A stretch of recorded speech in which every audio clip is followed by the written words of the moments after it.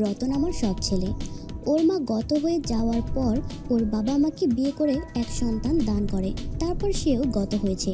ইদানিং রতনকে নিয়ে কমলা দেবী ভীষণ দুশ্চিন্তায় পড়ে গেলেন। সেদিন বেশি দূর নেই তার ছেলে রতন রাজীবের পাল্লায় পড়ে সেও ওর মতো লম্পট হয়ে যাবে। তাছাড়া লোক মুখে শুনেছি যারা এই সব পাড়ায় যায় ওরা নাকি বিভিন্ন ধরনের নেশায় জড়িয়ে পড়ে, নিত্যদিন নতুন নতুন আগুনের লালসায় পড়ে, অনেক নাকি ঘর সংসার ছেড়ে দেয়।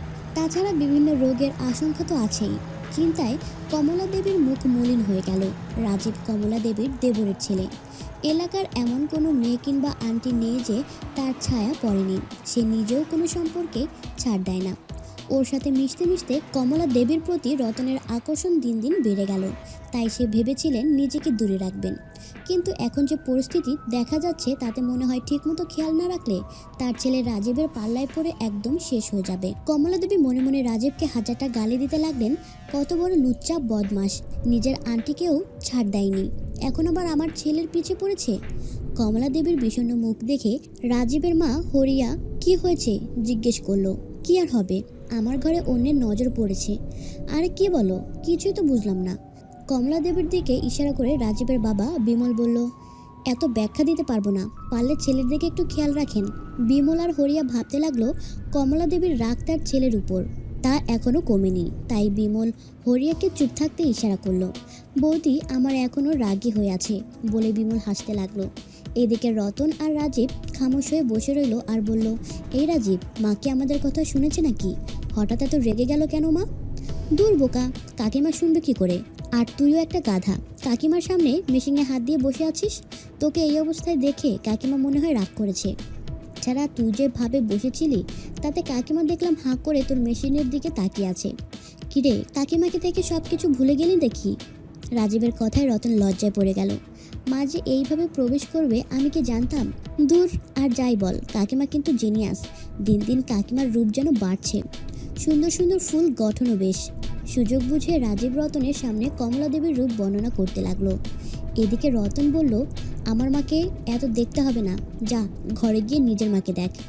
রাজীব যেভাবে কমলা দেবীর সুন্দর রূপের কথা বলতেছে শুনে রতনের খেলোয়াড় টনটন করে কাঁপতেছে।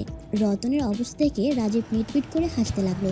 পারলে কাকিমাকে ফিট কর, তাহলে আর টাকা খরচ করে বাইরে যাওয়া লাগবে না বলে রাজীব হাসি দিয়ে রতনের ঘর থেকে বের হওয়ার জন্য উঠে দাঁড়ালো।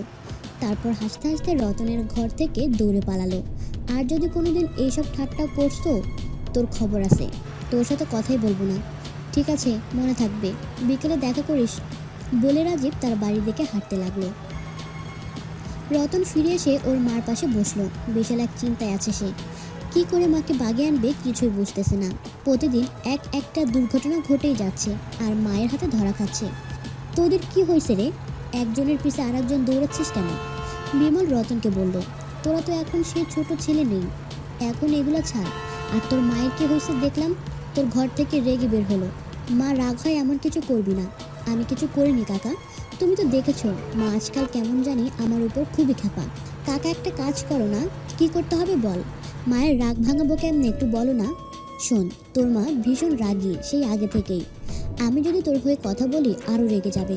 তার চেয়ে এক কাজ কর, কমলা রান্নাঘরে আছে, তুই গিয়ে মাফ চেয়ে নে। যদি কিছু বলে আমাকে ডাক দিবি, বাকিটা আমি দেখব। রতন বিমল কাকার মতো মনের সাহস নিয়ে রান্নাঘরে চলে গেল।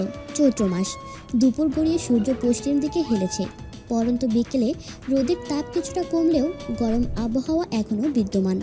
কমলা দেবী রান্না চড়ানোর জন্য পীড়ায় বসে সবজি কাটতেছেন। পাশে মাদুরে বসে শিলা মুড়ি খাচ্ছে। শিলা রতনের ছোট বোন। চুলায় কি যেন চাপানো।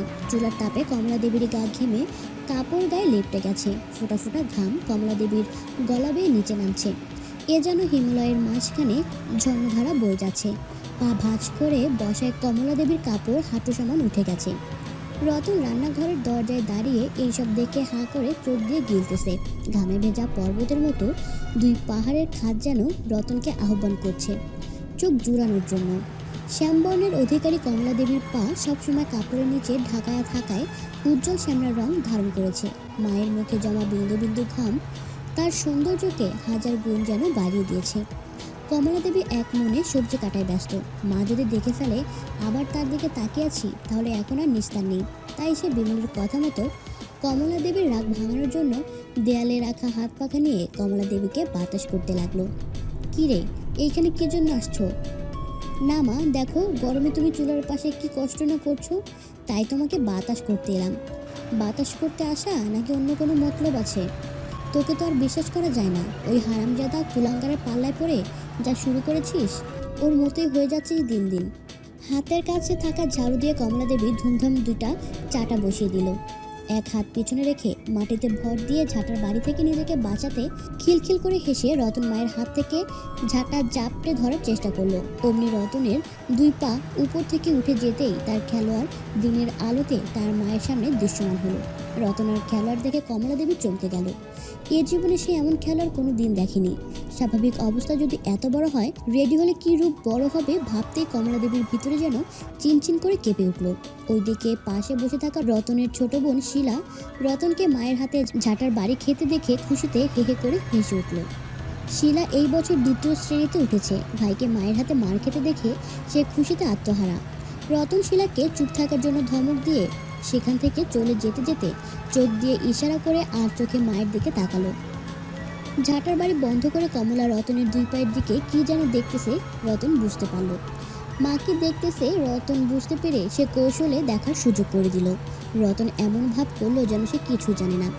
কমলা দেবী লোভ সামলাতে না পেরে চুপি চুপি দেখতে লাগলো।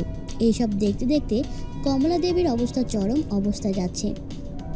রতন মায়ের মুখের দিকে তাকাতে কমলা দেবী রতনের থেকে চোখ সরিয়ে এইসব দেখতে দেখতে কমলা দেবীর অবস্থা চরম হয়ে যাচ্ছে। রতন মায়ের মুখের দিকে তাকাতেই কমলা দেবী রতনের থেকে চোখ সরিয়ে আবার সবজি কাটায় মন দিলেন। এই অস্বস্তিকর অবস্থায় রতনকে কি বলে এখান থেকে সরাবেন তিনি কিছুই বুঝতে পারছেন না। মায়ের অবস্থা বুঝে রতন আর খেলোয়াড় একটু একটু করে জাগতে লাগলো। এদিকে কমলা দেবী আরও বেশি ঘামতে শুরু করলেন। নিচে জলের বন্যা হতে লাগলো। আর চোখে রতনের মেশিন দেখতে দেখতে সবজি কাটতে লাগলেন। "এই হারামি, এখানে বসে আছিস কেন?